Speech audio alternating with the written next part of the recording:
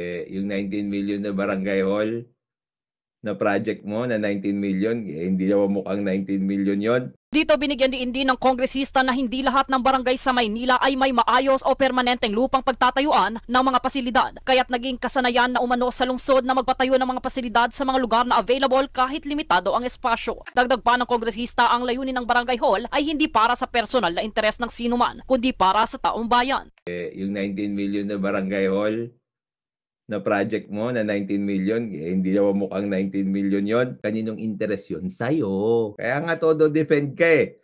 O nasaan na yung 19 million? Nagiba. Nga talaga. 19 million? Mga kabatas natin, kailan kayo magkaka 19 million ha? 19 million? Ang barangay hall ay para sa tao.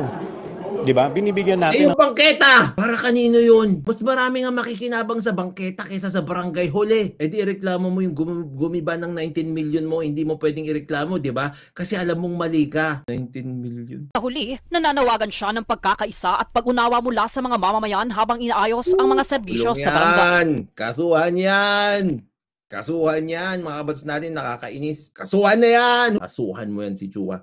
19 million yan. Ang laking pera niya.